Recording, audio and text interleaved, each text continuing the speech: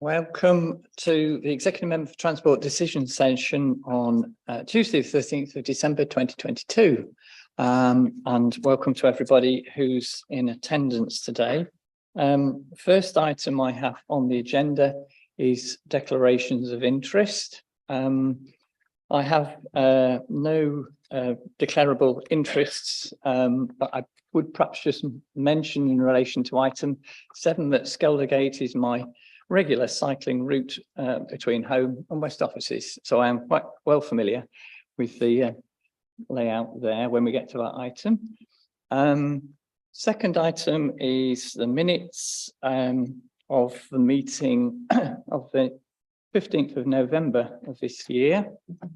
I think need to record that there has been a representation in respect to the item relating to Butteracre Lane, where it states that in the minutes it says it was confirmed that the first part is carriageway and the rest was green lane.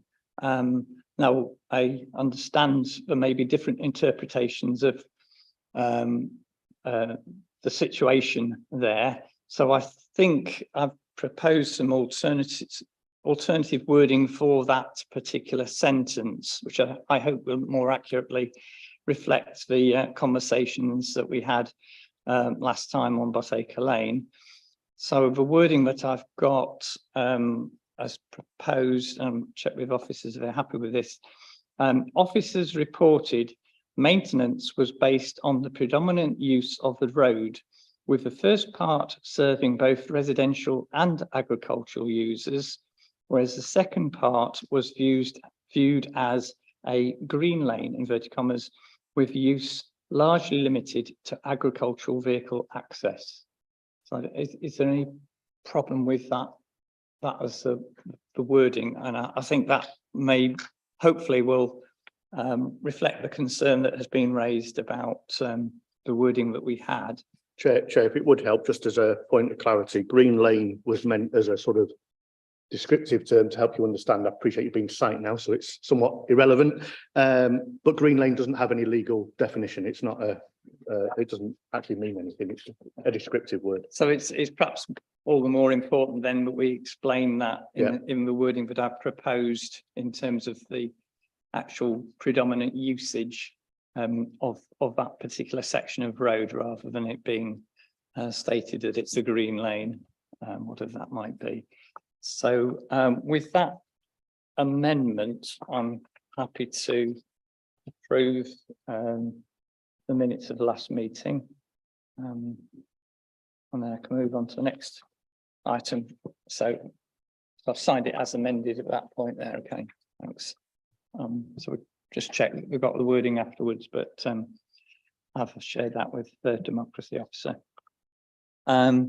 So I now move on to the next item, which is public participation, where those who've registered to speak are able to address the meeting for us to take them into account when we get to that item. And the first speaker I have on my list, as it is now, is Councillor Hook. I think these are in the order that they came in, so. I can change the order if that's a big problem for you, but okay. Yes, short and sweet. First of all, Butteracre Lane, very welcome that some repairs have been done, but as one resident pointed out, they haven't even cut them back or sealed them, so it won't be long before the repairs are out of the ground again, and it looks like some of the potholes that I've got near me in Poppleton. So that's one worry, but it's really good that work is now being done, which means the council does recognise that work needs to be done on Butteracre Lane. My second point is on the speeding. And I, once again, really welcome the speed change on the A59, the recommendation to keep it 40 miles an hour until you pass the red line, Hudson Lane turning. And also the 20 mile an hour by the school in Rufforth. But it's a shame that the 2 buffers for Rufforth are not accepted, because It's not so much even because there are accidents. It's just it does tell people that don't know that they are approaching a village and they ought to start easing off the accelerator and start slowing down. And it works really well as you're heading into Ruther from York. But then it would be nice, and people have slowed down, so by the time you hit the 30-mile-an-hour sign, it's not that far. You've got to brake to get down to the 30-mile-an-hour. And so it would be good to have it on the other two access points to the village. And that's really all I wanted to say. So short and sweet. Thank you very much for that. Your comments, we'll consider that when we get to that item.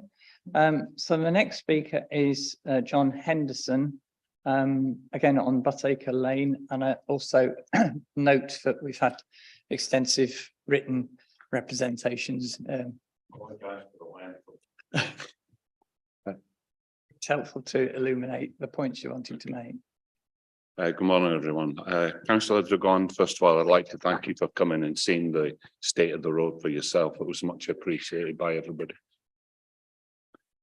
So my statement is the authority have again attempted to misrepresent and mislead.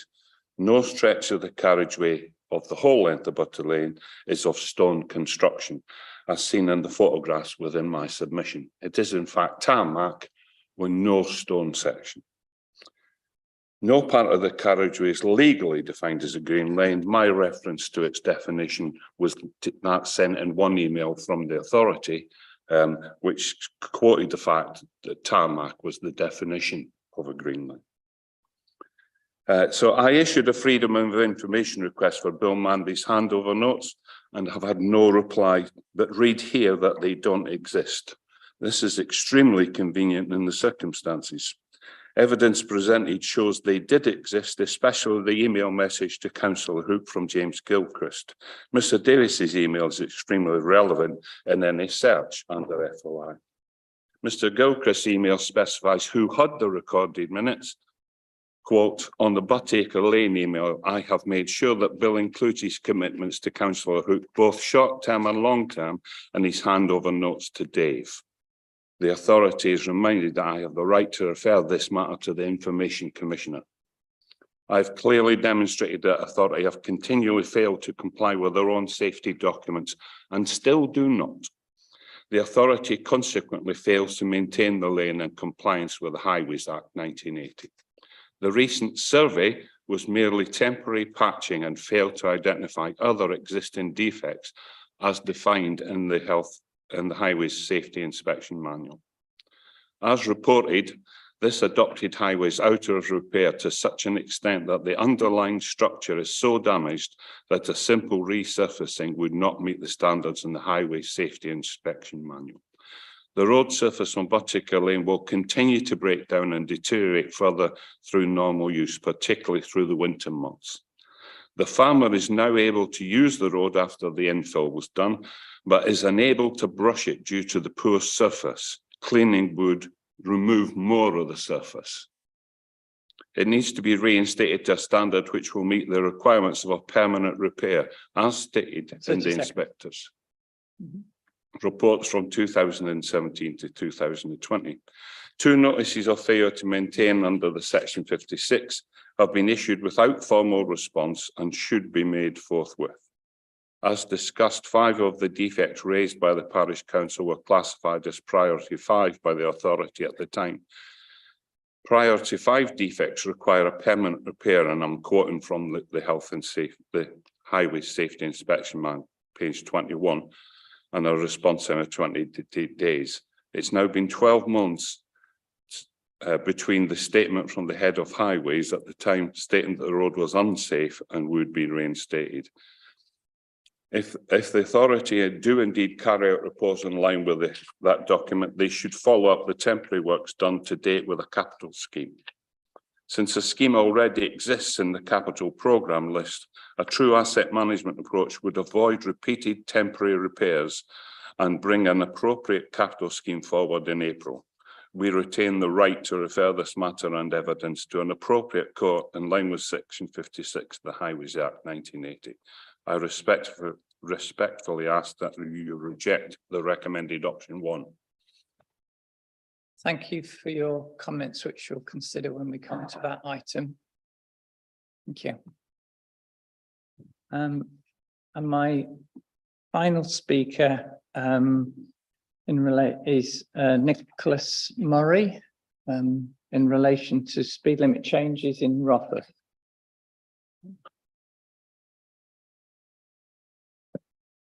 For 3 minutes, if you want to make your comments.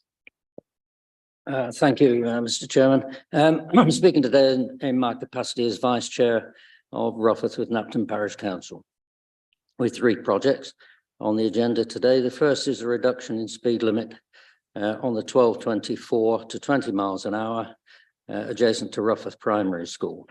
The officer recommends reducing to 20, although there may be a requirement for further engineering measures, and the Parish Council requests that we are consulted on this at the time. The other projects are to introduce 40-mile-an-hour buffer zones on the approaches to the village on Bradley Lane and on the B1224 northwestern approach. In both cases, the officer recommends to take no action. For the record, Rotherham is a linear settlement. As such, any traffic issues impact upon the majority of residents. And a consultation took place in 2015 as part of our neighbourhood plan process, and 88% of respondents flagged up speeding as a major concern. So I'm appealing to the committee today, please do not follow a criteria-based box-ticking exercise when reviewing these applications. Please listen to the concerns of the village residents of Greater York who too often read of transport plans for the city centre, but not in their own community. In the case of the northwestern approach, the officer's report states that there is no recent speed monitoring data. Yet the village started community speed watch in 2017, data from which was provided to CYC as justification for vehicle activated speed signs, which were installed in November 21. The data from these has been extracted by CYC Highways and already shared with the Parish Council. So we have to ask why the data was not made available to the officer. That data, combined with speed watch data, forms the backbone of lengthy reports and analysis prepared by our speed watch coordinator for each location and are submitted with our request. CYC conducted 2 previous data collection exercises in 2017 and 2019, and I've also made the officer aware of 2 fatalities in 2005 and 2015 on the northwestern approach. We suggest, therefore, that in both cases, the officer's recommendation may be premature. Speedwatch monitoring indicates that the 40-mile-an-hour buffer zone on the eastern approach has a positive effect on traffic speed when entering the village. 30 seconds. All of the 3 approaches contain bends that will assist with the reduction in speed. Regarding enforcement, we are not necessarily looking to increase enforcement, although it would be welcomed, of course, but to raise driver awareness that they need to reduce speed as they enter the village. Thank you. Thank you very much. We'll consider those when we come to that item. So that now takes me on to enter item 4, Butteracre Lane condition report. Who wants to lead off on this? Sorry, I should, before we actually start, we haven't got nameplate, so perhaps if you could introduce yourselves before you speak. Yeah, no problem. So I'm James Gilchrist. I'm the Director for Environment, Transport and Planning at the Council. So as you'll remember, this was on the agenda at the last meeting, and just before the meeting, there was a suggestion that there was additional information we needed to consider, and that's now being done and the report updated. The report doesn't change the recommendation, which is to manage this highway in the same way that we manage all the highways in the network. In terms of how we maintain those highways, we undertake both reactive and proactive maintenance. And I'll take a few moments just to explain the difference between them. So firstly, proactive maintenance, and that's the immediate repair to keep the road safe. So that's often described as pothole type repair. And as per national best practice guidance, we prioritise the network based upon the nature of the road, which impacts upon the frequency of inspection. Inspections are undertaken with our Highway Safety Inspection Manual. This manual does not define intervention levels, but it describes investigation levels. Once we have identified and we've triggered that investigatory level, it's a risk assessment that takes place. It's very clear that it's not an automatic that we will do a repair. So the risk assessment takes, as you would expect, likelihood and severity into account, and then on that basis the inspector makes a decision about the type of repair that's required, and that's results in the sort of priority rating that was referred to just now. What I would do is draw your attention to the legal advice, which is clear that the standard of maintenance for any highway is make it reasonably passable for the ordinary traffic of the neighbourhood. And that should be assessed against the nature of user, i.e. whether it's domestic, agriculture, etc., and the volume of users. So when those investigatory levels are triggered, that is relevant to the risk assessment that's undertaken. So that risk assessment takes into account who we are expecting to use the road and the volume of those users. Beyond the first residential section, the highway services fields and agricultural land that is immediately relevant when considering the legal advice of what the highway authority can consider the ordinary traffic of the neighbourhood. And in effect, we are taking into account the character of the highway and the traffic which is reasonably to be expected to be used, and therefore the standard of maintenance appropriate for a highway of that character. Then totally separately, there is proactive maintenance, and this is the capital reconstruction programme. Or large resurfacing, it's sometimes called as well. The approach is defined in the HIAMP that was approved by exec. Roads are not simply prioritised for intervention because they're in the worst condition. The HIAMP makes clear that the condition of the asset is a factor, but elements such as the hierarchy of the road in terms of usage, etc., links to key services such as hospitals, schools, also considered, along with value for money. This combined approach of both reactive and proactive maintenance follows best practice guidance. The Department for Transport actually undertakes an assessment of each highway authority's approach to maintenance, and the funding that authority receives from DFT is based upon how strong those processes are. York continues to receive the highest level of funding, indicating that DFT have confidence in our maintenance regimes. The proposal is that Butteracre Lane is managed in the same way. What I will do is just address some of the comments that have been made. I think at the last meeting we heard from one of the public speakers that some work had been done to drainage, and we've heard today that some additional work has been commissioned since the site inspection, which I think you may have been on site for, but it's certainly taken place since the last meeting. The way the road is constructed is not referenced in the legal advice as being material to the way it's maintained, and I can confirm we have got an FOI in the system, and that will be responded to within the statutory timescales. I think there is an element of misunderstanding because there are handover notes that exist, but there is no commitment in those handover notes, but that will obviously be evidenced through the FOI process. Right, thank you for those comments. And I would say that like to add to the comments that I did welcome the opportunity to see the situation firsthand. And I do agree that we need to address the situation for residents on the western end of the lane, you know, in accordance with our policies. And I'm certainly pleased that as a result of the recent inspection, as has been referred to, a number of measures have been agreed and to work on that section to prevent further deterioration, because, you know, acknowledge, as we saw on site, I was there with Mr. Atkinson and colleagues who've just spoken, did see firsthand the situation that is experienced there. And as has been said previously, there is a distinct difference in terms of usage between the first section, as is been identified. I think was referencing one of the notes that said 374 metres as the first section. I'm quite sure of the exact dimensions, but certainly the area which is fronted by residential properties is clear to see that is access to people's homes, and important that is maintained in a condition which is suitable for them to make use of.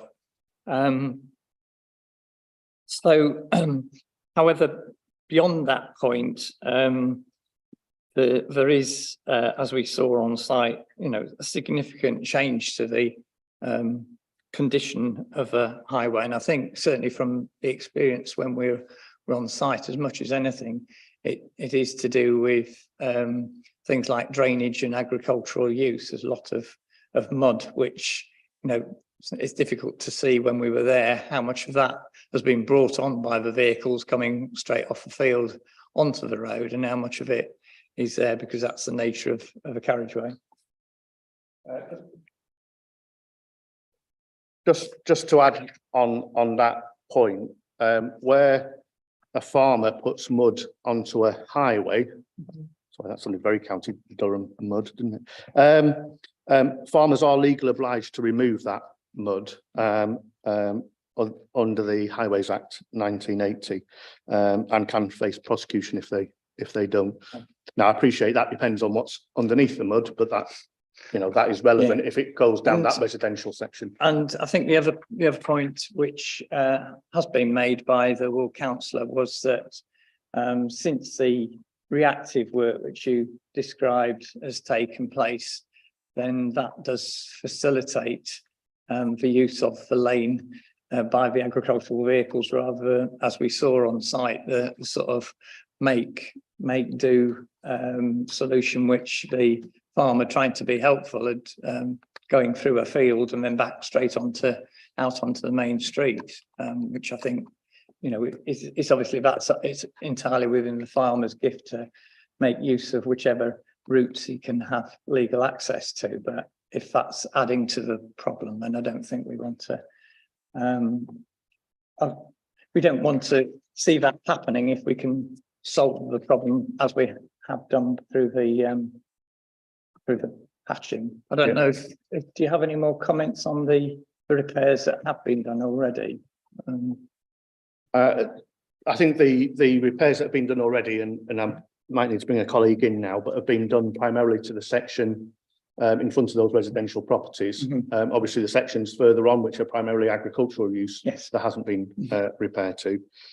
They are, are pothole repair. They're not. I would love to be able to say that we've got I can't remember what the backlog is now. I think both you and I were at scrutiny where that figure was discussed, but it's many millions of pounds of backlog of maintenance that the council just isn't funded to do. But that's not unique to York. That is the same for nearly every highway authority in the country. Not particularly different from 4,000 holes in Blackburn, Lancashire. The only there's one error I've just literally spotted in the report, which I want to just bring to your attention. Under the equality section, para 47, we should delete the last sentence. The foregoing paragraph makes clear that the process we go through, and the second bit has been pasted in as part of an error. So if we just strike that from the record, that'd be useful. Okay, so from an equalities impact assessment has been carried out, because it hasn't. That's done at the top level. All right, so I will add that to the corrections for the minutes, if that's okay. Can you? I wish we didn't spot that previously. So I'm apologies that under the procedures we can't have a sort of debate in terms of toing and throwing, but I'm sort of happy to have any further contributions from officers that help to illuminate the situation we're discussing. Yeah, just wanted to confirm what James had said about the repairs being done to the first 84 metres of the, sorry, let me just get the numbers right. It's the first 84 metre section. Yeah, sorry. That was my misreading. The 374 was the section beyond 374 would have been a large undertaking. And I'll correspond with the residents about some of the acknowledgements to the section 56, is because we did discuss some of that stuff verbally, but given the representation, I'll write formally to the resident just to clear up what we discussed verbally, just to make sure that's on record. Okay, thank you. And certainly I did welcome the opportunity to go out on site and see firsthand the circumstances that you're concerned about. I think that was important, and officers attending as well. So they had that observation. I think just in terms of some of the representations that I've had, but I think that as we've referred to the term, I've had chance since the last meeting to do a little bit of reading up on the legal process in terms of Green Lane. And my reading of that, and we have a lawyer here to correct me if I got it wrong, but is that there's some references in the Highways Act 1980 with the term byway open to all traffic, otherwise known as a boat, or unclassified county road, but that definition relates to vehicle access along a route which is primarily used as a footpath or equestrian access to the countryside. So I think it's important to understand that the term relates to the use of the route rather than its maintenance, although that obviously in legal terms there may be some impact of one on the other, but I don't know if you have any further comments on that. Just so there isn't actually a legal definition of a green lane, which I think we've all agreed upon. It is, I suppose, more of a descriptive term, really, that we use to sort of talk about those types of highways, byways. It could be any of those, but a green lane per se is not a legal term. I mean, it did in my fairly brief research. It also came up in relation to the 2006 Act, where I think there was some issue about 4x4s and having access to the countryside and whether or not that established a right of way. But that's all to do with, vehicular access rights as opposed to maintenance. Yeah, that's correct. We're not disputing this is a highway here, so. So whilst I'm on the topic, is there anything that relates, there have been suggestions as reference to stone construction or tarmac construction. Is that in terms of the standard to which it should be maintained? No, again, I'll pass to my legal colleague, but the sort of rationale is about the traffic that can be reasonably expected to use it and how frequent that is. A highway can be grass and nothing more. There's still a duty to maintain it, but it comes back to not how you maintain it. It's down to being suitable for the traffic you can reasonably expect to use it and how frequently that's used. Sorry. Yeah, nothing more to add to that. That's correct. Yeah. Catherine, did you introduce yourself just for the record? No, sorry, Catherine Moore, corporate business partner for legal services. Sorry, apologies. I just That's okay. referred to you as a No, lawyer. I forgot as well. So I just thought for the purposes of the record. Thank you. So yes, certainly, I think from my observation on the site, there was certainly a section which is quite significant mud on, but you couldn't from that couldn't really make out what the construction underneath it that might or might not be. And I think certainly my view was, as a layperson, was that as much as anything, it's to do with drainage. We all know what happens when water freezes, in highways, and so as much as anything, once we got past the very muddy section, the rest of it seemed to be fairly sort of unaffected by the traffic. It was reasonably sound surface, and obviously we would attend to that in the same way as we would deal with any other highway, but taking account of the usage to which it's put, and given a lot of country lanes, as with any rural authority, there's a programme that they're inspected and maintained as appropriate, and we would treat that in the same way, as I understand it. So on the basis of the substantive issue, of major reconstruction of a highway and beyond, I support the officer's recommendation that this is not any higher in terms of priority than for works that we have already identified. So, I mean, on that basis, I support the recommendation, which is for option 1. So, I acknowledge, there was obviously a lot of concern area, but in the area over what maintenance is or isn't done, but we have to, as the executive member for transport for the whole of the city, I have to take account of the advice about the priorities for maintenance and ensuring that wherever possible, the intervention is appropriate to minimise the risk to all road users, whatever the weather conditions or whatever they might be. But so do you want to come in on that? I was just going to say, we've obviously got the section 56 notice. So on the basis that you make that decision, we will now formally respond to that section 56 notice. Okay.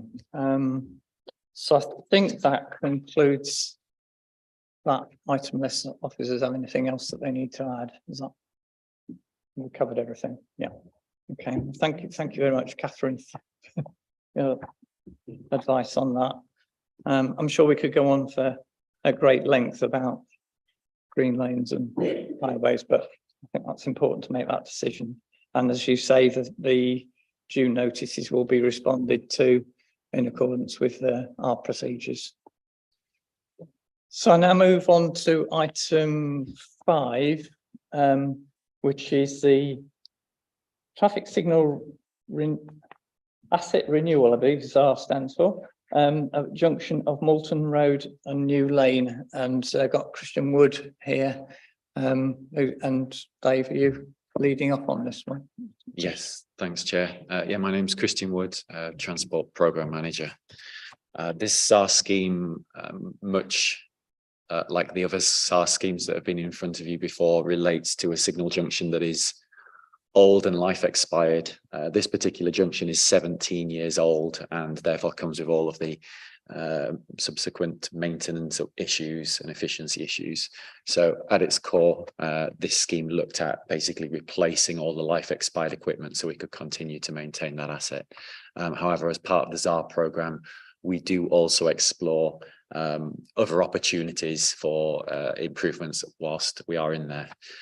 Through the course of the design process, the team came up with some proposals which were consulted on, public digital consultation and discussions with local ward councillors. The outcome of those discussions resulted in some further design proposals.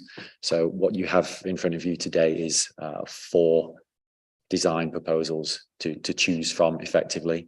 All 4 of them achieve the same core purpose of replacing the life expired equipment. And they all have some of the same benefits in terms of that improved equipment and bringing the junction up to design standards. But there are a key number of differences between the 4 options. In brief, the first option, design option A, is it's basically a do minimum proposal. It replaces all the equipment, brings the crossings up to standard, and has some minor improvements that are easy wins that are very easy to put in. So we may as well have put those in. Design proposal B is the same, but it also includes the introduction of a new cycle lane heading northbound on New Lane.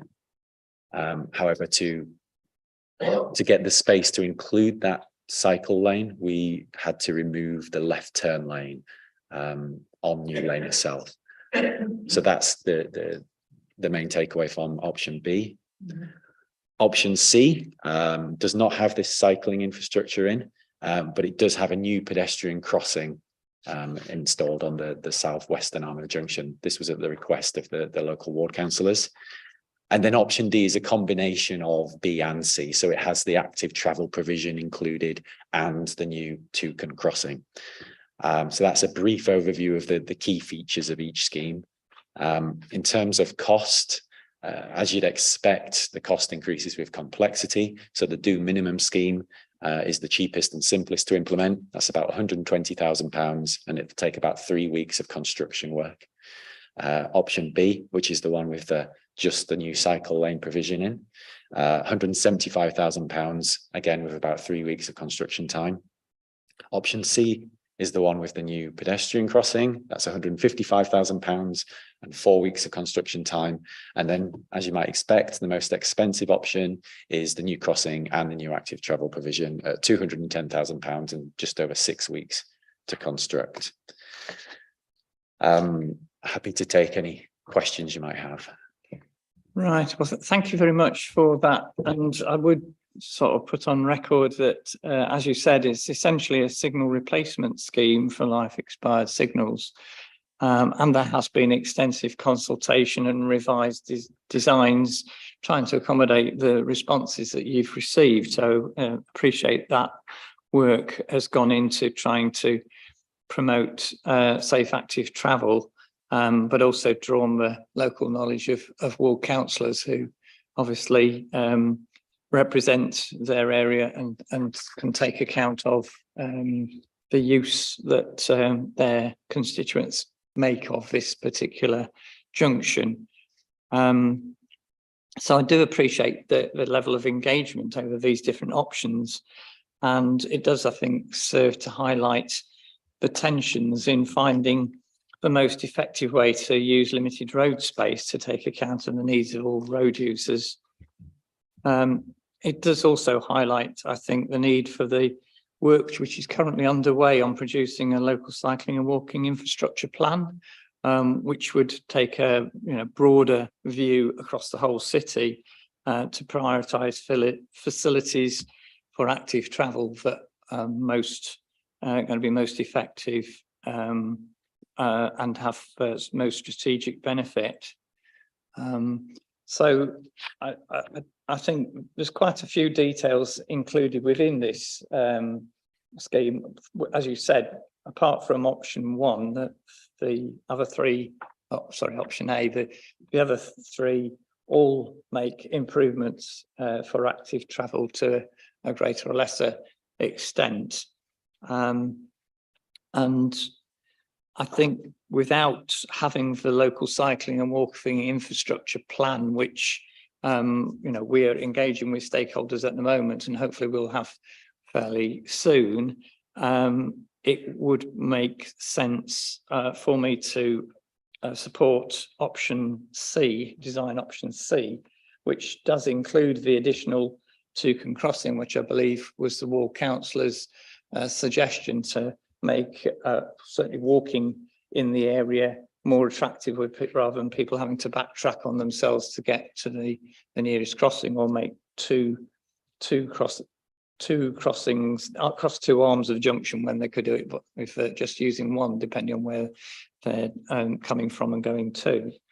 And so it includes that, but it would leave the question of the cycle lanes on New Lane for a future decision to take account of our wider transport strategy.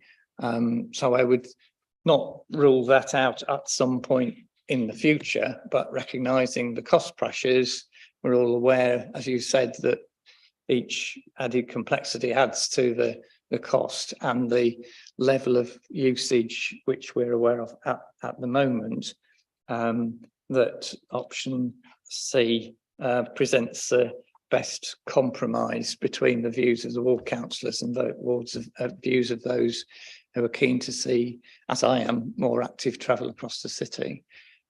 So on that basis, I'm happy to approve option C, unless you have any further comments. No, thank you. Okay. So that takes me on. Switch myself off. The next item, which is item 6, speed limit traffic regulation order amendments. Although we have a number of these which are listed. Should say there's a slight mistake in the compilation of the agenda today, so they are actually listed between page 95 and what was it? 115. The plans beyond there are a sort of repeat version, so as not to make it appear longer than we need to. So I certainly want to welcome these coming forward, particularly relevant at this time of year when any momentary lapse of concentration or error of judgment by a driver can have devastating consequences for other road users and their families.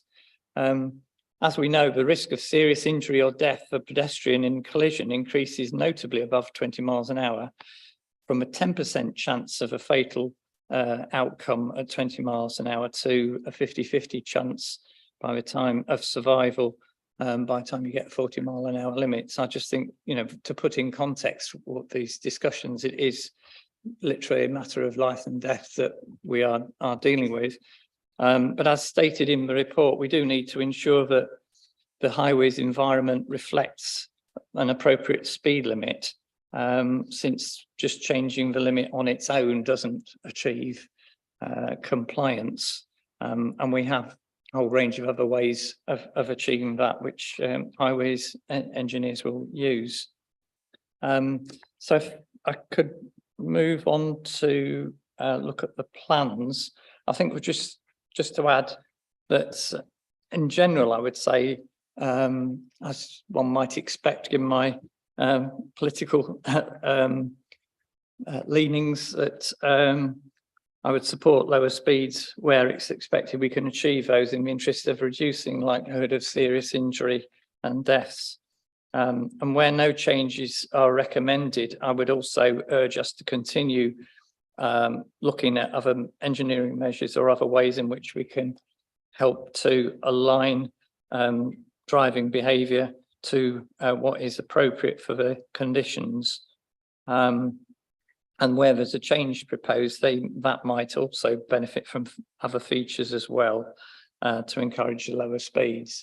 So that's just the broad principles before I move on to the looking at the individual details. So Peter, would you like to just introduce yourself so people know who you are? Yes, good morning, everybody. Peter Marsland, Traffic Projects Officer, Highway Regulation Team. Thank you. So if we've got individual plans for each, and I note I have read through the covering background, which explains a little bit about the guidance that we have for where different speed limits are appropriate. But I've thought it important to put on record the context in terms of the safety that we're trying to achieve for our residents and all vulnerable road users in particular. So the first one I've got, I'll just take them in the order we've got them in the papers.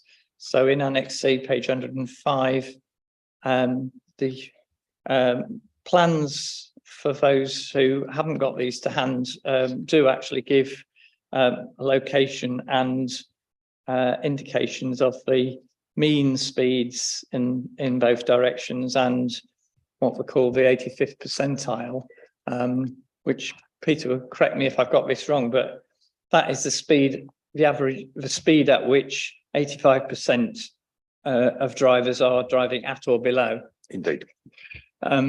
So do you want to introduce the first one? Are we looking at Montague Road? This is, sorry, yeah, Montague Road, Bishopthorpe. This is a proposal for it to become 20 miles an hour. Yes, as a zoned area, councillor, requested by a local resident with concerns. We did 2 areas of speed monitoring, and as you can see, the data indicates that it is achievable to expect a reduction in traffic speeds, and the nature of the roads in that area are suitable for such a limit to be instated across that whole estate area. Much of it is cul-de-sacs. There are the 2 through roads where we did the speed checks, and even so, there are mean speeds that are at or thereabouts 20 miles an hour. Okay, thank you. Well, I suppose in the context of, I don't know how old this estate is. It's been here for quite a while, presumably, but I imagine it's probably the late 70s, early 80s. okay. So for whatever reason, in the sort of wider rollout of 20 mile an hour, a lot of residential areas in York do already have 20 mile an hour limits, and I'm aware that certainly in recent years I've had representations from some new estates that wanted to be brought into that. If this is as a result of representation from local residents, the assessment's been done, and as indicated, the mean speed certainly is well within the appropriate level for making a 20 mile an hour. And I think to make this 20 mile an hour will be consistent with the approach that we've taken for other residential areas in the city. So I'm happy to approve that. So just for everyone watching, I'm sure there's millions of people, but the next step is to advertise that change you've just agreed to. So there's a chance for consultation in comment as a next step. Clarifying that all point. of these, just so that people understand. Sorry, it is easy to slip into assuming people understand the process, but yeah. So basically, all of the, as you've said, all of the details before me today are recommended whether or not to take action in terms of formal advertising, and then if there are objections, they would be reported back to a future decision session to take account of those objections before determining whether or not the measure is put in place. Okay, so the next one I've got is Haxby Road, which is, I am familiar with this location.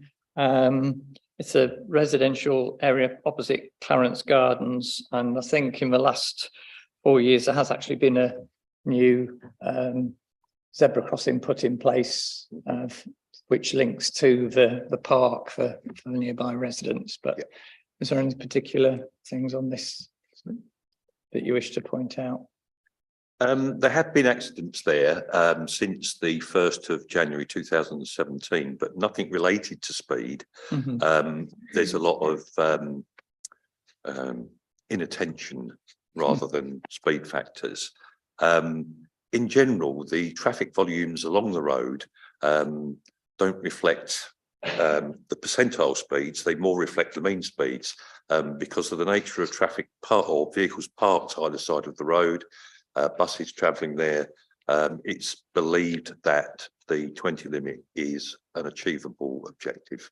Okay, and am I right in thinking that at the northern end there is a 20 mile an hour zone for the school? So There is, if this would be coterminous with that, yes, that indeed. 20 mile an hour zone outside Haxby Primary School. I mean, on that basis, it does seem to me sensible to introduce this measure. It is a relatively short stretch from the junction up to the existing 20 mile an hour, so it would have a logic, and I don't think would this need to be any changes to the signing for the boundary between the zone and the 20 mile an hour limit. I don't believe so. Okay. Okay, so I'm happy to approve that, although, as I say, it might need to be just to have a look at, how that interface works to make sure that drivers are aware they're still in the 20 mile an hour zone when they go past the school. So the next one I've got is A59 Poppleton, Upper Poppleton, which was referred to by Ward Councillor for the area earlier on in the public speaking. So do you want to say anything about this one? The accident data that's available since the 1st of January 2019, there weren't any speed factors. However, it was mainly focused around vehicles turning into the adjacent roads on the near side, either from the Harrogate bound carriage part of the carriageway or the York bound. And it's felt that with the access also for horses travelling from the southern side, crossing over the road, that we can do some signage provision there to make drivers aware, and that would coincide with the reduction in the speed limit over that area that's So just to on the clarify plan. on that point, whereabouts are the horses crossing? What's the name of the road?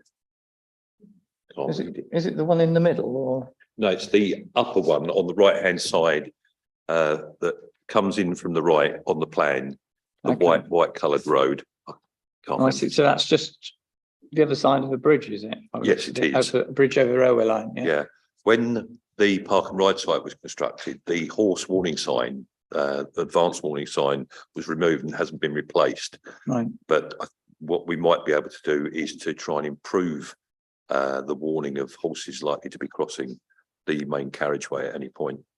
Okay. And the proposal is to reduce this stretch from 60 to 40. Is there any concern about enforcement on that and compliance, should I say?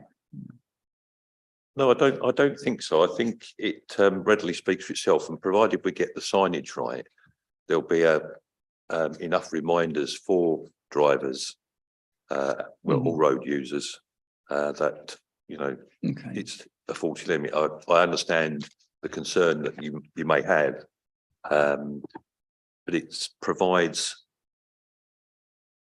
a gateway entrance into the more risky areas, shall we say? Yeah. Okay. I mean, obviously, if we advertise it, then we'll see what responses come forward. So yeah, I'm happy to approve that for advertising, as you said, in particular, reducing the risk of collisions at the junctions. Okay. So the next one I've got is Sutton Road, Wigington. This is to extend the existing 40 mile an hour to include the bend.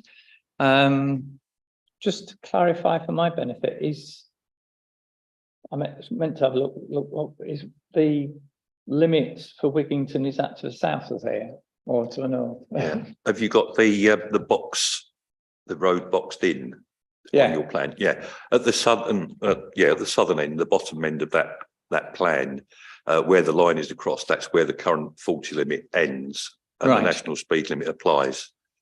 Okay, so basically it's extending the existing 40 to beyond the bend. Indeed. Yeah, I could see the logic in that. I'm happy with that one. The next one is Bradley Lane, Ruffer. And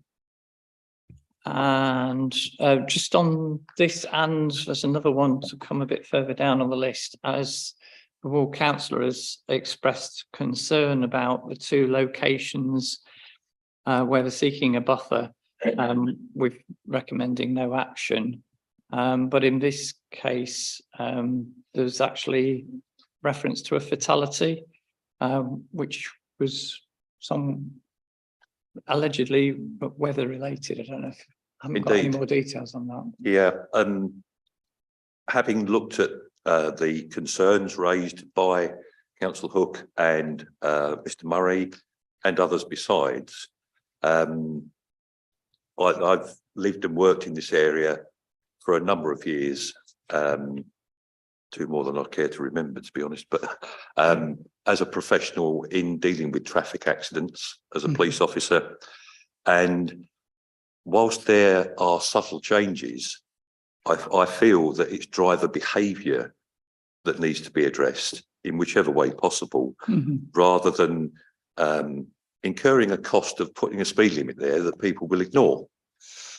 The nature of the road that was referred to earlier on by Mr. Murray, on the eastern approach to Ruffer from York, where the 40 mile an hour was put in, but there is a fairly hefty left-hand bend that causes traffic to slow. And in some ways, on the Bradley Lane approach, the right-hand bend that comes at the end of a long straight, people will often misinterpret, misunderstand, drive too quickly into, and you know, it's a plain fact that accidents will occur. Mhm. No speed in the fatality that was reported, and no other accidents. There is a gateway scheme at the current 30 that has dragon's teeth, roundels, and it is quite clear, and appreciating the comments from Mr. Murray and others regarding the community speed watch activities. My thoughts are both here and in the village towards the northwest approach, if we can cover them both off at one time, that it's enforcement that's needed.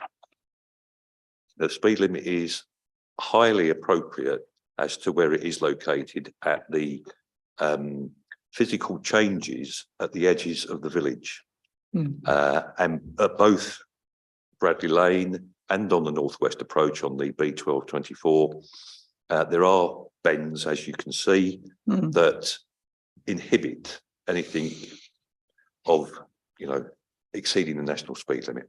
Okay. Thank you. I think on this one, looking at the mean and the 85th percentile data that we have, and the representations from ward councillors, I do think this. I'm in favour of this being advertised for to find out whether or not there is support, and if there are particular issues with reducing it. But I think I do take on board your point about driver behaviour, but certainly a 40-mile-an-hour sign should influence driver behaviour, regardless of whether or not they're driving with due attention. And so I would be in support of this one being advertised. To take account of the and particularly with acknowledgement that we don't necessarily know all the details behind the fatality, but one fatality is far too many for us to have. So now I'm in favour of anything which might improve the driver behaviour, to recognising also, as I said, the speed means of mean of 31 and 28 miles an hour. That suggests the majority of drivers are driving appropriately, but it's the ones who are not that we need to be concerned about. So if I move on then to the next one, which is Neyburn. This one I have had late representations about, and also a note. This is a particular concern about vulnerable road users in the area being at risk on a fairly long stretch of country road. I don't know if you've got. Have you got any comments on the recent observations that have been sent? The request came from the Neyburn Grange Riding Centre. Because the two bridleways that they use are at the north end of the area indicated and the south end, they don't have a direct access from the riding centre and have to use the road. Right. Appreciating that their needs are as equally valid as anybody's on the road, it does cause tensions, and they've received abuse, near misses, etc., etc. There was only one accident since the 1st of January 2017, no speed factor there. The other accident that is noted was just out of the county area, which is where the box ends at the bottom of the picture, Morby Lodge. The thoughts are that trying to impose a 40-mile-an-hour limit over such a distance is unrealistic in the context of the road. We may have to look at increased signage to improve driver awareness, potentially looking to the future, the provision of a footpath from the caravan site where people are walking up to the village, and such like. People are using the road as an alternative to the A19 to travel in either direction. And this may only get worse when we consider that there's a proposed housing development south of the city in the Selby district. Thank you. I mean, I think on balance, I can understand where you're coming from this, and it may well be that further engineering works, footpaths, all those sorts of things are what's needed to change the actual nature of the this stretch of road to encourage appropriate speeds. As you said, you know, it is used as an alternative route for the A19, which is probably the crux of the problem. I think with the issue of warning signs, I mean, I would encourage some dialogue with the parish council and the representations that you've already had to identify appropriate signing measures, but then keep this under review, because clearly if those signs are put in place and there's no change to behaviour, then we need to revisit this request. So I think that clear enough for you as an action Most certainly, thank you. to work out appropriate signage and in negotiation, conversation with parish council and the representation, and then review it once we've taken those measures. Very good. Okay, so the next one I've got, as we've already referred to, was the northwestern approach. If I may, councillor, sorry to interrupt, I do apologise. Sorry. Mr. Murray and I spoke on the phone yesterday and made an eminent suggestion that I hadn't even thought about for some reason. But to introduce countdown signs to the 30 as an initial part in place of a 40 limit on. Right. The main problem on this part of road between the edge of the village at the current 30 limit, which is top right of the plan, and essentially just beyond the car boot centre near Mill Lane, is the number of bends that there are. It's the plan can't demonstrate how awkward, and the road, whilst it's of a standard width, it doesn't feel like it is when you drive it, and especially in bad weather. So Mr. Murray said to me on the phone, count down 30 signs. The thoughts of colleagues and I around the 40 limit over that distance is that people were too busy driving to actually see the signs and concentrating out of need, of course, for safety. But if we, again, similar to the Naven thing, and if we put some additional signage on the approach to the current 30, a bit like. From a legal point of view, that wouldn't require any traffic regulation order. No. Obviously, there would be some costs which, you know, would need to be approved, but presumably wouldn't be any more than erecting any other road sign, which might have a bend or a whatever it might be. Indeed, I would imagine something in the order of about £400. Okay. I mean, on that basis, I appreciate that hasn't been sort of shared with other representatives, but I think it is worth, if you feel that is an appropriate response, and I'm happy for that to be the recommendation, as opposed to what we've got here at the moment, which is take no action. So that would be to look at some countdown. I think it's quite normal practice on major highways to see, as you say, the 3 bars sort of count down to the corner, and if that could be worked into the approach to the actual boundary, and then we can get some speed data. You know, I'm not aware that that's been applied elsewhere in the city, but we might as well try different approaches. And if we can then do before and after speed monitor, because I note that we haven't got, I was intending to suggest this be deferred, but given what you've said, I would ask for some speed monitoring now, and then we put the measure in so we can actually have some evidence of how effective that is in this location. Do you want to come in? Sorry, I just wanted to clarify. Excuse me. I wanted to clarify what your decision was.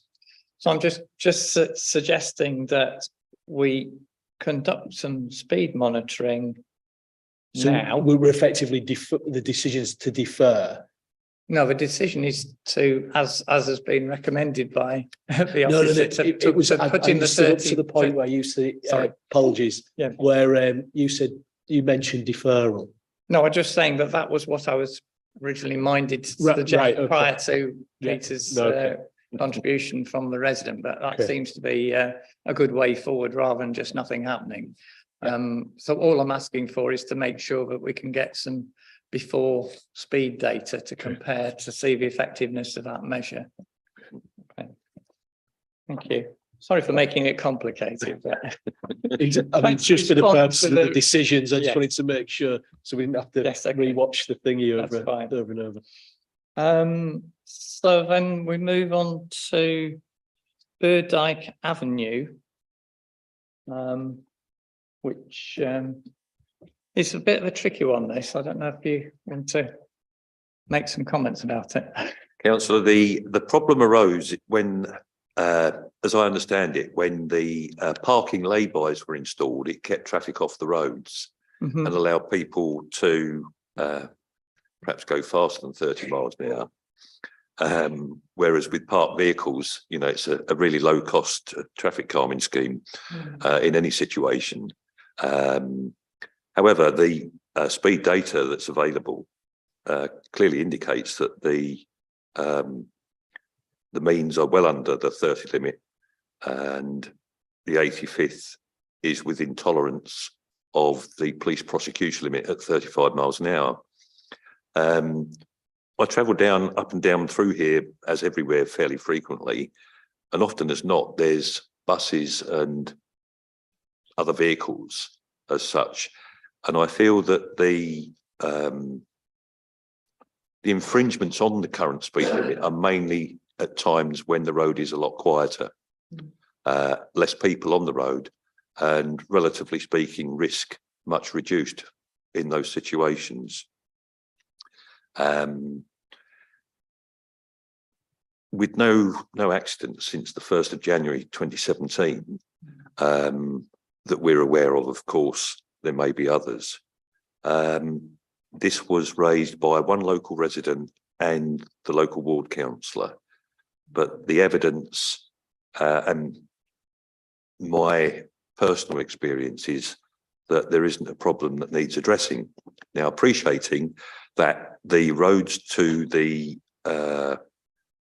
what we got, Spalding Avenue and the other roads, they are in a 20 limit.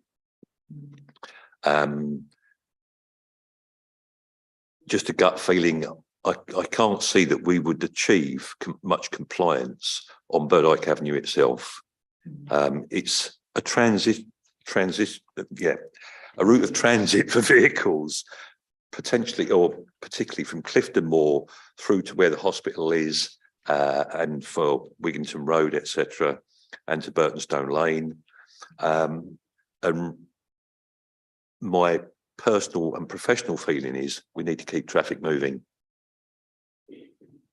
Okay, I said this has been quite a difficult one for me to consider.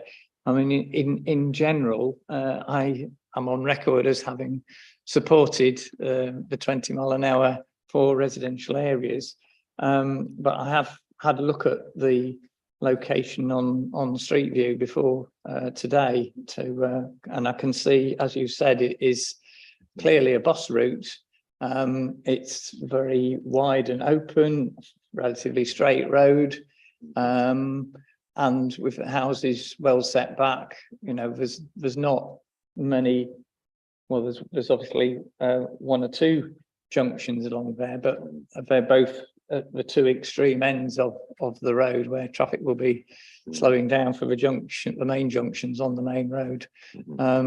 So I think in the absence of a broader policy for the city, I would say we have to leave it as things are and not advertise this at this point in time. I think certainly the broader speed policies for the city, if we were to look at that, then this would clearly be one of those that we would want to review. And I do acknowledge, we've had that, having been a ward councillor when the speed limits were introduced, and some of the roads of a similar nature to this in my ward, do attract inappropriate speeds, but the nature of the road and the environment which we have at the moment, I unfortunately feel I have to support your recommendation on this one at this time. Thank you. So the next one I've got is, now this one is relating to Hull Road, and is it between the Blackpool and Tranby Avenue? Is that the stretch that we're looking at? Yeah, I do apologise for the quality of the plans, but it's a fair distance and it's a bit squashed.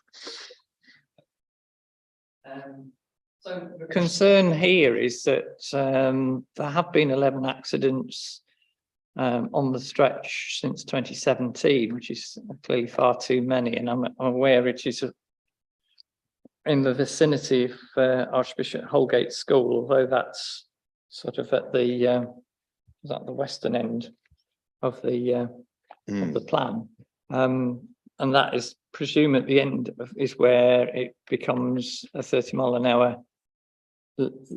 limit now, and it's currently a 40 on that stretch. Yeah, the box ends at the western end where the current 30 is situated. Now, but my only reservation about approving your recommendation at this time is I'm aware that there have been some representations from, I think it's ward councillor, I'm not sure if, certainly from a councillor representing people who live in the area, even if it's not directly within the ward. But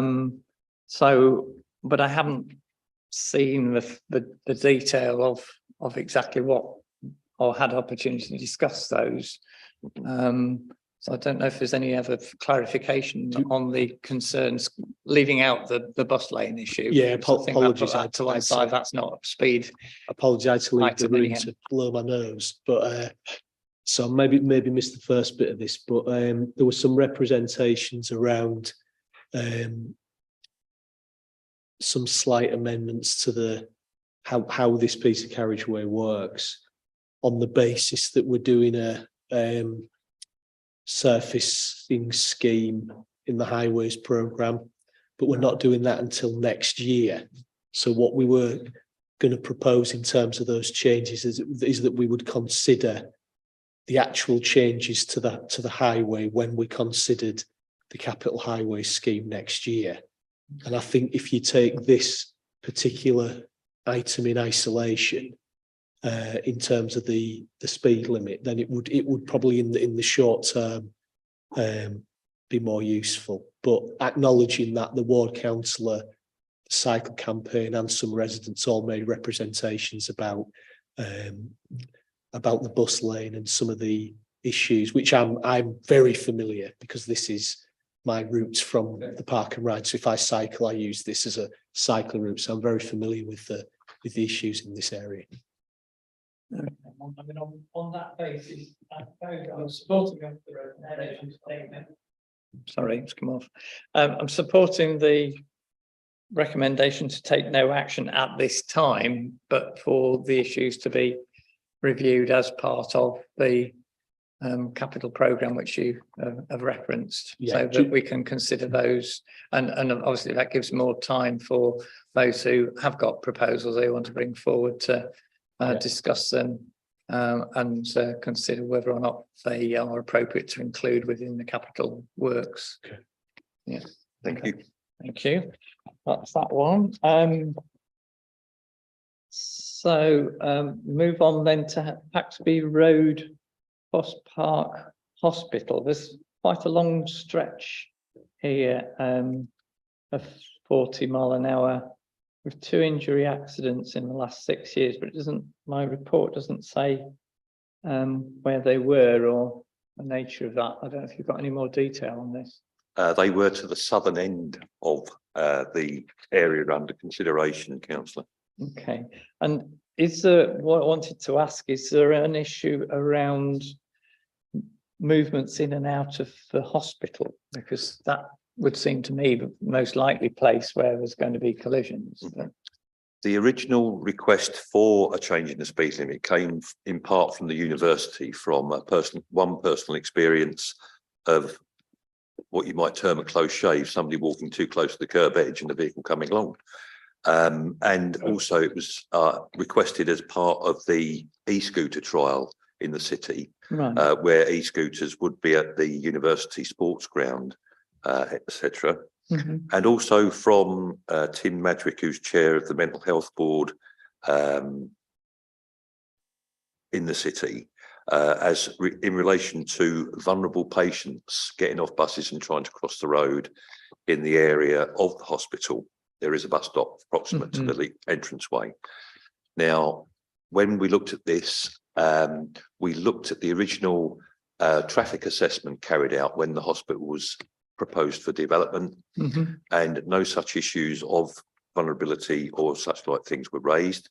And it's not believed that there are that many patients with vulnerable conditions that are using the buses who are likely to be. I perhaps should say that I do recall at the planning committee raising this concern, and the fact that there wasn't sufficient space to provide a refuge for crossing the road was part of the highways assessment of the situation. So, I mean, I think it does seem to me that the speed limit is not necessarily the best way to tackle this issue. I think, you know, if there is an issue about crossing the road in a particular location, then we need to look at that. And that in itself could be a means of reducing speeds, you know, depending on the design of what comes forward. Did you say there's some development planned in the area?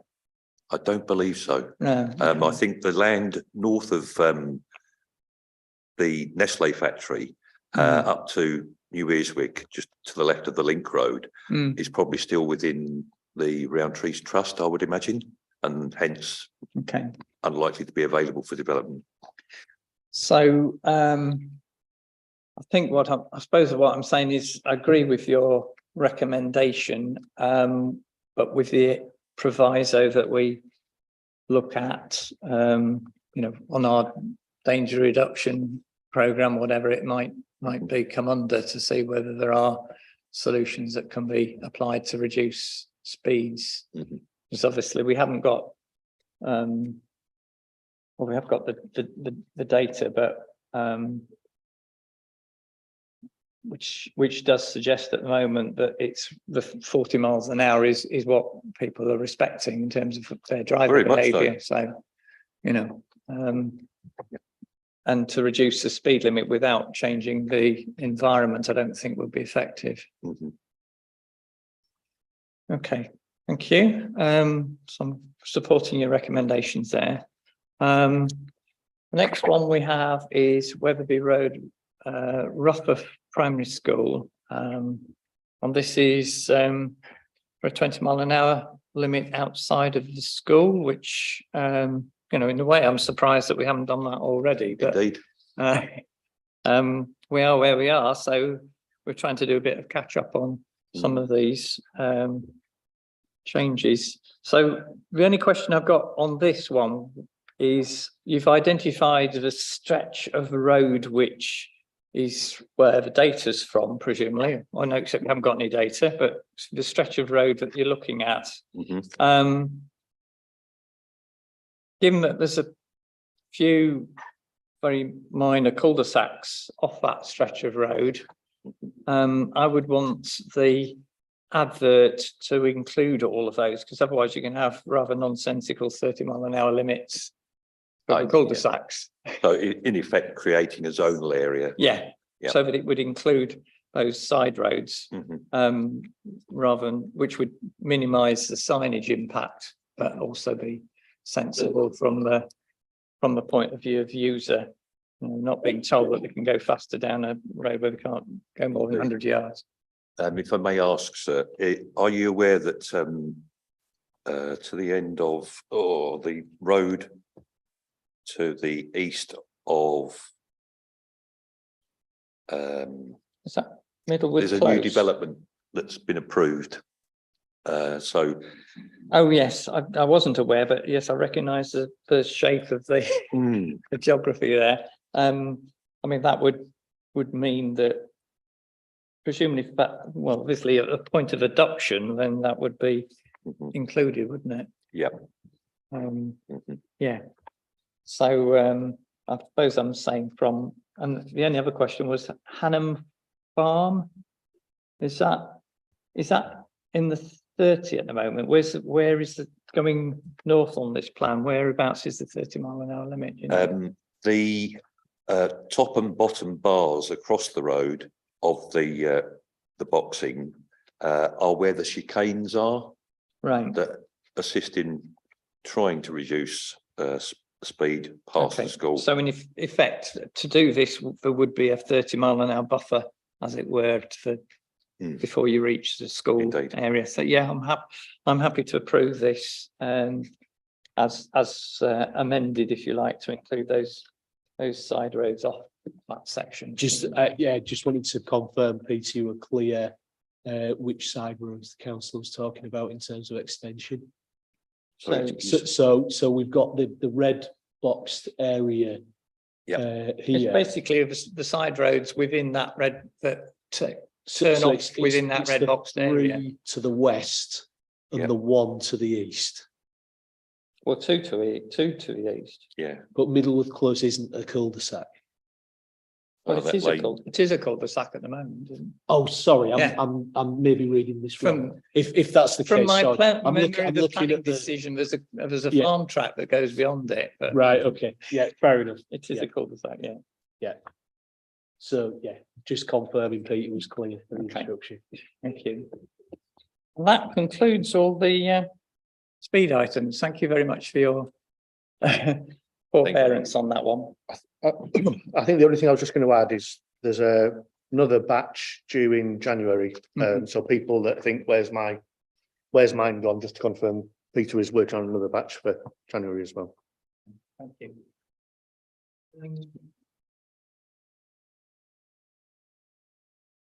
So moves on. Sorry, moves on to item 7. Keep my microphone on. I'll just wait a couple of minutes while people are leaving.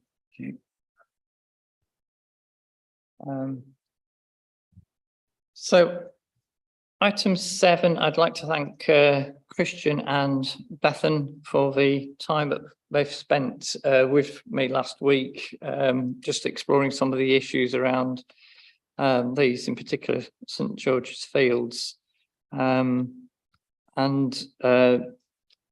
I should say that there's a little bit of confusion in the ordering of the paper, because we've actually got 2 separate schemes described smattered through the report. So I want to deal with first off St George's Fields, and then when we've done that, move on to the Coppergate scheme. That's just for clarity, which ones we're talking about.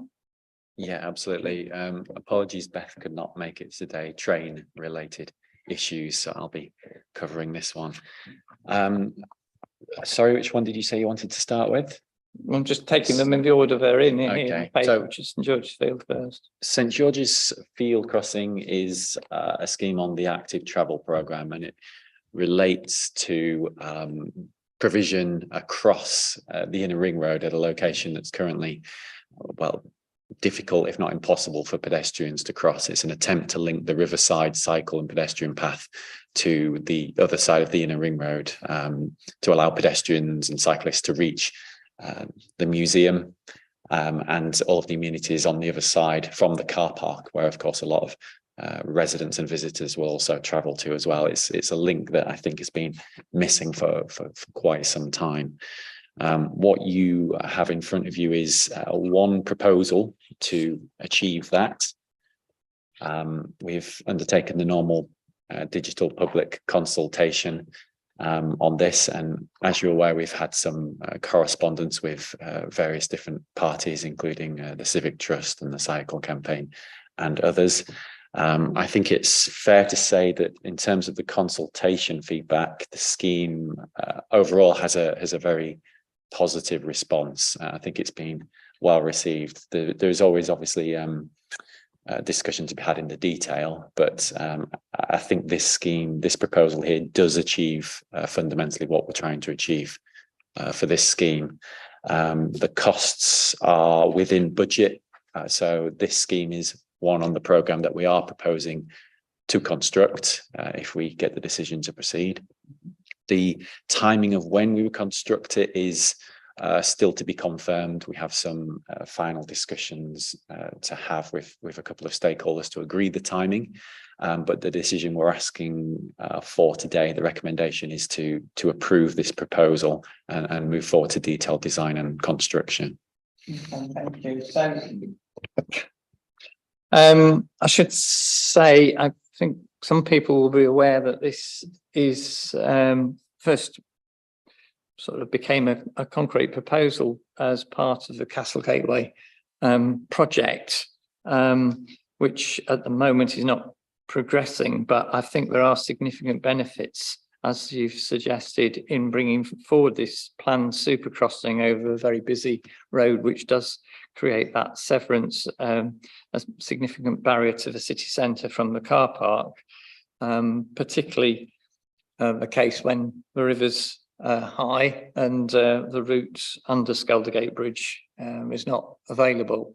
And I think at any time you spend any length of time at this junction, you'll see people taking their life in their hands trying to get across there because they can't see any obvious way other than doing so, of safely crossing the road. And just for clarity, as we've discussed in some detail, but the design that's proposed is a one-stage crossing, which means that there won't be any sort of sheep pen arrangement in the centre, which people would have to wait and then wait for the lights again. So it isn't designed as one integral crossing. So I believe there was also there's a lot of detail in here for those who want to read it about the design in terms of impact on delays to the network, and the sort of arrangement to cater for traffic at peak times. So I just wanted to clarify that can be the sort of timings and so on can be adjusted in practice without too much additional expense, depending on, particularly once assuming the Castle Gateway project goes ahead and this then becomes a link through to Piccadilly over a new bridge, then we would be able to reflect the level of usage in terms of timings. As with all new traffic signal junctions or traffic signal refurbishments that we do, we link the facility to our control room here in West Offices, where we can actively adjust the timings and manage the traffic. So we'll make those judgments on priority of pedestrians versus vehicular flow, public transport, etc. But yes, we can absolutely influence the level of impact of traffic. I suppose the other point to put on record is the design that's proposed is for a near side indicator for the pedestrians, which understands not what the representations from partially sighted groups said they would prefer, to give them reassurance as they're crossing. But is this somewhere where we could look at, for instance, having far side countdown crossing as applies in various parts of central London? I appreciate it does depend on the volumes that are using it as to whether or not that's justified. Yes, so far side countdown timers are much more suitable for locations with very high pedestrian flow. So I would propose that we explore the potential for far side countdown timers at the point at which the wider scheme is ready, and we're really starting to see the volume of traffic at this location. Okay, thank you on that point. Yeah. The other point which we discussed in some detail was the current layout of the entrance, and I appreciate that various alternatives have been considered for the entrance to the car park, should I say, trying to address that. However, the existing dropped curb arrangements over the mouth of the car park doesn't really accord with our transport hierarchy. So I do think that more work needs to be done to address this prior to the new crossing coming into use. Appreciate the constraints that you're trying to work with. I would also just say that I think this could seem to be an ideal location for a first trial side road zebra in the city, to reinforce the changes to the highway code that require drivers to give way to pedestrians when they're turning into or out of the side road. So I don't know if you have any observations on that one. So I wouldn't suggest that we hold upon implementing this scheme whilst we explore potential options at the entrance to the car park. But there are a variety of options that could be considered. I do believe that particular area is within the geographical scope of the Castle Gateway scheme. Some previous designs did look at that location. I don't think those designs are current, but they will be revisited again. So that's another potential mechanism to explore that. Right. So yeah. So I'm not. I suppose I'm not saying we should hold back from progressing this scheme, but I think in parallel that we do need to think about the safe access to and from the crossing, because if we're encouraging more people to cross the road there, then potentially there could be more incidents with vehicles turning in and out of the car park at the point where people have to cross the road. The difficulty we've got is that on the plan, where are we?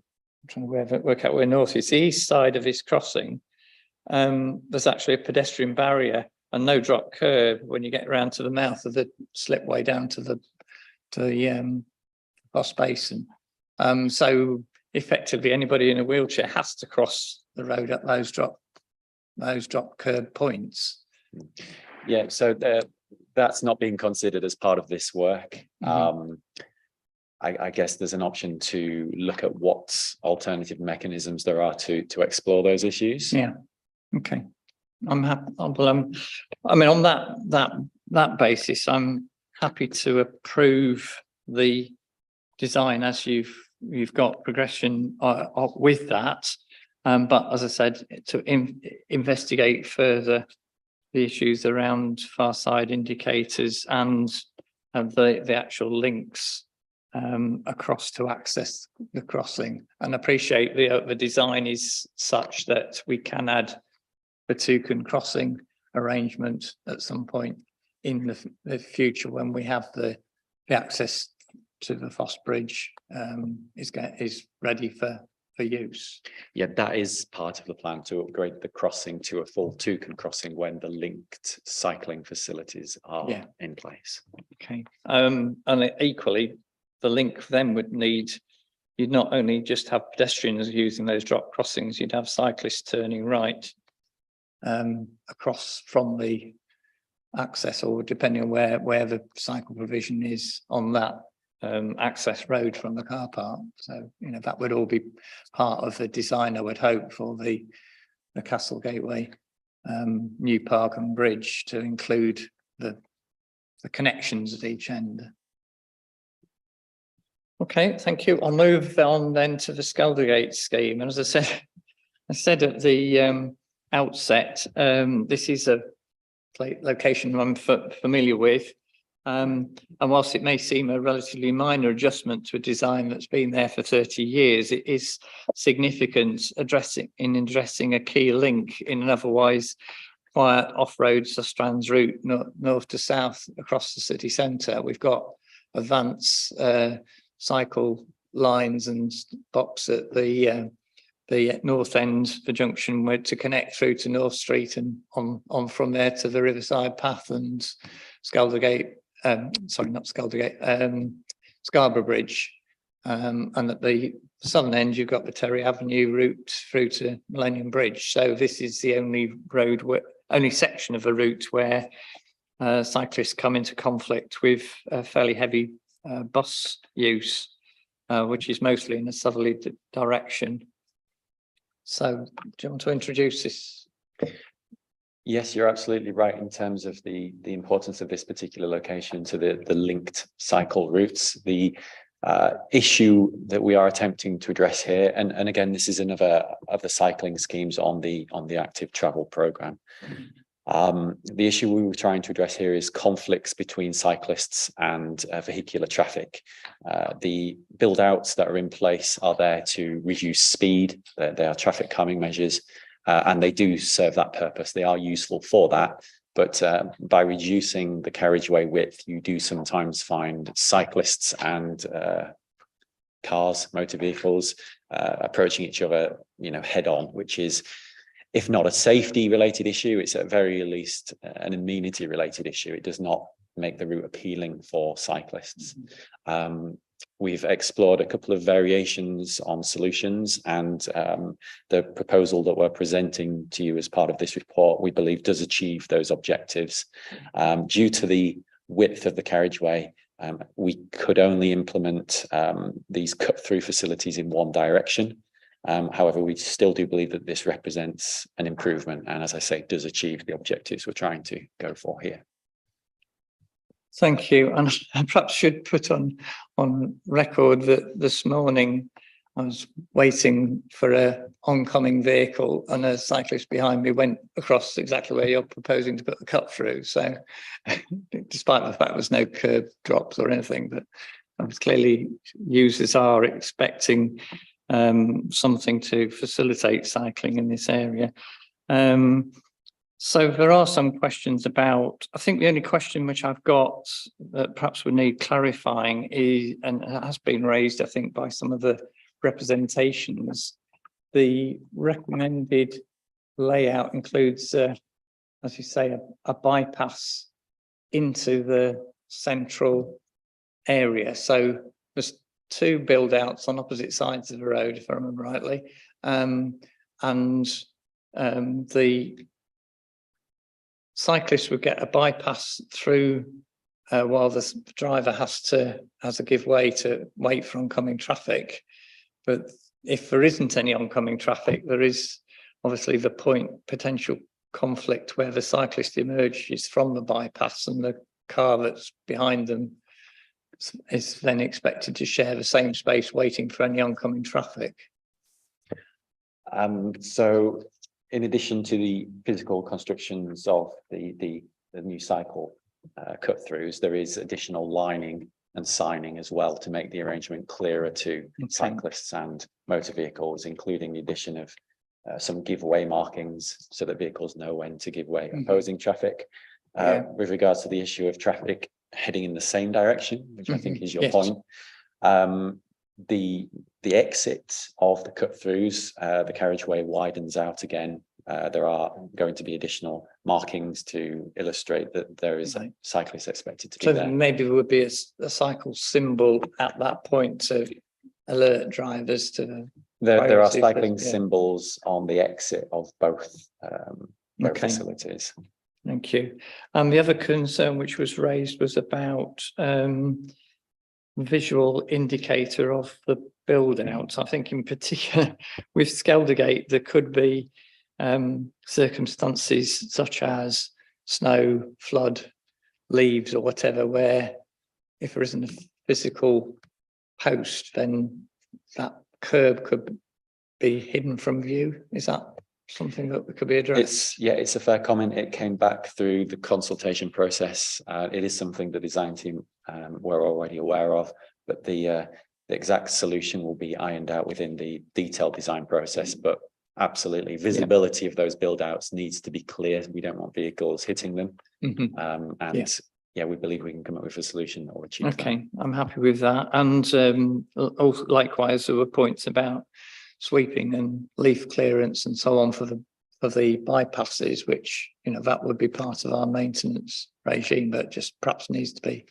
flagged to the highway maintenance people. Yes, we will engage with the highway maintenance team to ensure that we Make do sure what's that needed. that's maintained adequately. I think during the summertime, the only other issue might be broken glass and, you know, making sure that that's swept up. You know, obviously winter time there's snow and leaves and things to deal with, but yeah, okay. So on that basis, just point me to the right, but the schematic option, I believe it is, I've not made a note of the option with the recommendation, is it? Options 1 and options 2, I believe, yes. Okay, so that's the one with the cycle bypassing in each direction, isn't it? Yeah. That's right. Yeah, cycle bypass at build outs. So on my plans, it's option 2, but yeah, I'm happy to approve that. Option 1 relates to, yes. It's Option 1 2, is to you're agree right. it. Option 1 is for the previous item, the Oh, I St George's see. Field crossing. Okay, so for the minutes, we're approving both of those 2 items. As So per it's the Coppergate recommendation. as per with the build out and the St George's crossing. Okay, I'm just trying to keep moving on. So the next item I have on the agenda is Coppergate permanent regulation order for one-way traffic on Coppergate with contraflow for cyclists on page 235.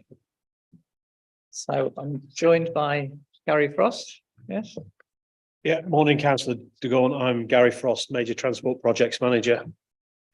Would you like me to Yes, John, proceed? introduce us. Yeah, so this report explains the recent history of the temporary measures implemented on Coppergate during the COVID pandemic and considers making those measures permanent. The permanent TRO will allow one-way traffic from Piccadilly to Nestgate, with the exception of pedal cycles, which can proceed in both directions. Specifically, this report incorporates the representations received to the statutory consultation. Since the temporary order was introduced, the overall ambience of the street has been well received by users and residents, comprising improvements in safety, noise, air quality, and reduced congestion. The conclusion on the representations is that 4 out of 5 respondents were broadly in favour of the proposals. 1 objection was received, requesting the proposals to go further and be incorporated into the pedestrian area, for example, pedestrianisation area. Finally, the recommendation is that the executive member make the temporary restrictions permanent. Thank you. Thank you. And as you've said, this actually originated first off from an immediate response to the COVID and the concerns about congestion of pedestrians in the area closest to the junction. And so there was that temporary build out, which was in place during the first lockdown or immediately afterwards.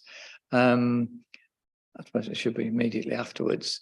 And that was important from the point of view encouraging confidence about people returning to the businesses and the city centre, as well as pedestrian safety on this quite congested narrow road.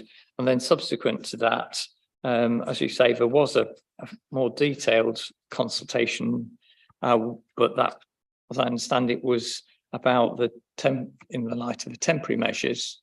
And then early this year, I approved, following that detailed consultation and the report that you wrote on that, approved this being made permanent, but that still needed to go through the legal process of advertising, inviting objections. And I'm pleased to say, I do note that the 5 representations, there's only 1 which in the report is respondent 3, said that they were objecting but wanting greater pedestrianisation, which is not what we've advertised. So, you know, technically speaking, although I do acknowledge that concern, it's not saying that we should revert. They're not in favour of reverting to two-way traffic. If anything, they're asking for more extreme measures to try and address the concerns on the street. And it's encouraging to see local businesses with an appetite for that further reduction in traffic severance of the Coppergate area from the main foot streets area of the city. And I would greatly help. This is something we can explore as part of the Castle Gateway programme.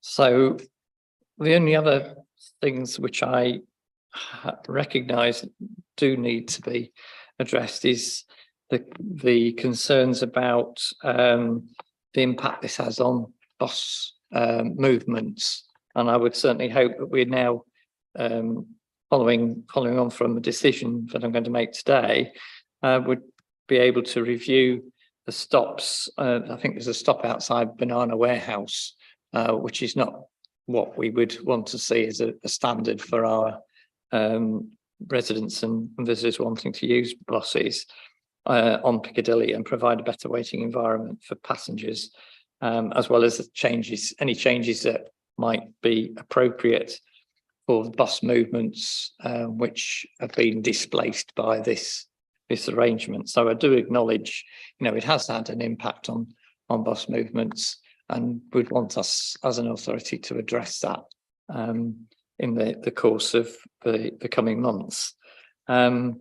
So with that, I am happy to approve the proposed traffic regulation order being made permanent, and acknowledge the benefits that it has had, and certainly some of the representations, there are issues that we can follow up on. Not least, there was also the concern about the geometry of the pavement outside the pub. There's a quite steep slope on there, which can create a problem for some residents, but obviously that would be part of a bigger capital programme that might come forward in the light of the Castle Gateway scheme as a whole. But I think that just a personal comment, that I think the arrangements that we've got now are certainly a lot better than when we first put it in place. It is a lot more transparent to pedestrians and cyclists to expect a contraflow movement, even though loading can create some difficulties along there. And one of the representations, I think, suggested we should have cycle lanes on both sides, but obviously that would impact on loading on the street, which is necessary for the businesses.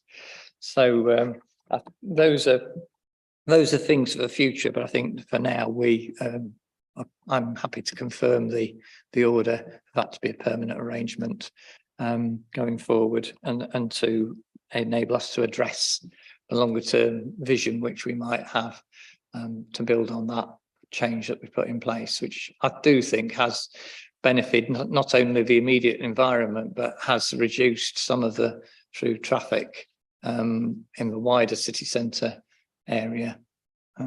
So on that, I'm happy to approve the recommendation, which means you won't have to rush out there with your paintbrush. Thank you.